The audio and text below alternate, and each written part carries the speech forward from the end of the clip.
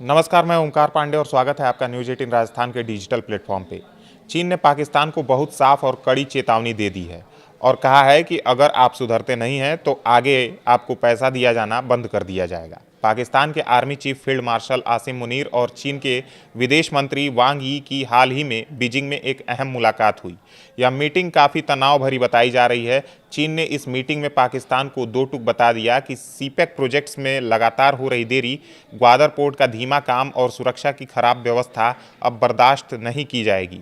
अगर ये समस्याएं जल्दी ठीक नहीं हुई तो सीपेक 2.0 के तहत कोई नया निवेश नहीं किया जाएगा। ऐसे में पहले से ही तबाह पाकिस्तान की अर्थव्यवस्था की हालत और भी बदतर हो सकती है। अब जानते हैं कि आखिर सीपेक यानी चीन पाकिस्तान इकोनॉमिक कॉरिडोर आखिर है क्या। दरअसल यह एक बहुत बड़ा आर्थिक प्रोजेक्ट है जिसकी कुल लागत करीब 62 अरब डॉलर बताई जाती है। इसमें पाकिस्तान में नई सड़कें, हाईवे, बिजली प्लांट, रेलवे और ख़ास तौर पर ग्वादर पोर्ट का विकास शामिल है। यह प्रोजेक्ट चीन की बेल्ट एंड रोड इनिशिएटिव का हिस्सा है। चीन का सपना है कि ग्वादर पोर्ट से उसके सामान सीधे अरब सागर तक पहुंचे और पाकिस्तान को भी इससे आर्थिक फायदा हो। लेकिन 10 साल बीत गए, फिर भी कई काम अधूरे पड़े हुए हैं। चीन का कहना है कि अगर ग्वादर पोर्ट आज पूरी क्षमता से चल रहा होता तो दोनों देश अब तक अरबों डॉलर का मुनाफा कमा चुके होते। सबसे बड़ी समस्या ग्वादर पोर्ट की है। चीन ने कहा है कि सुरक्षा के खतरे की वजह से फरवरी 2026 से ही ग्वादर में चीनी कंपनियों के प्रोजेक्ट्स बंद पड़े हैं। चीनी इंजीनियर और उनके स्टाफ वहां काम नहीं कर पा रहे हैं। बलूचिस्तान प्रांत में चीनी नागरिकों और उनकी संपत्तियों पर हमले लगातार बढ़ रहे हैं। वांग यी ने आसिम मुनीर से साफ साफ कहा कि चीनी लोगों के लिए फुल प्रूफ सुरक्षा यानी पूरी तरह पक्की और बिना किसी शर्त वाली सुरक्षा होनी चाहिए। अगर यह सुरक्षा नहीं सुधरी तो आगे कोई नया काम शुरू नहीं होगा। वहीं ईरान पाकिस्तान बॉर्डर की अस्थिरता भी एक गंभीर चिंता का विषय है। इलाके में ईरान से जुड़े तनाव और अस्थिरता बढ़ रही है। चीन का कहना है कि अगर यह अस्थिरता ग्वादर तक फैल गई तो पूरा पोर्ट कभी ट्रेड सेंटर के रूप में काम नहीं कर पाएगा। चीन ने इसे ग्वादर पोर्ट के लिए डेथ वारंट तक करार दे दिया है। मतलब अगर ईरान की तरफ से आने वाली समस्याएं नहीं रुकी तो ग्वादर का सपना हमेशा के लिए खत्म हो सकता है। चीन इसे अपना प्रेशर पॉइंट मान रहा है क्योंकि बलूचिस्तान में चीनी निवेश पर इसका सीधा असर पड़ रहा है।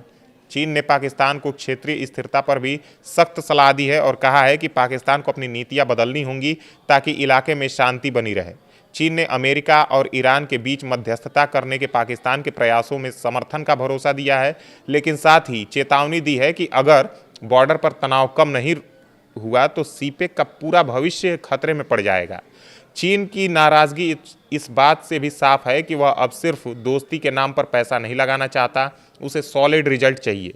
पाकिस्तान को मौजूदा प्रोजेक्ट्स को तेज़ी से पूरा करने को कहा गया है। ग्वादर पोर्ट को पूरी क्षमता से चालू करना होगा और चीनी इंजीनियरों की सुरक्षा भी पक्की करनी होगी।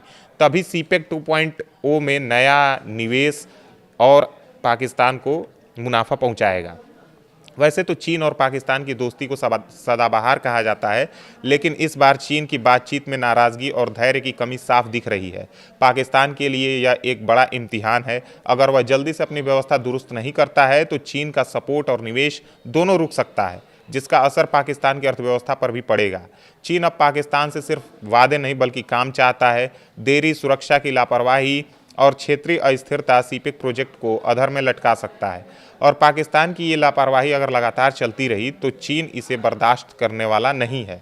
आपको बता दें कि सीपेक का एक बड़ा हिस्सा भारत के खिलाफ है, खासकर ग्वादर पोर्ट और चीन पाकिस्तान गलियारा, जो भारत की संप्रभुता का उल्लंघन करता है और हमारे क्षेत्रीय सुरक्षा हितों को चुनौती देता है।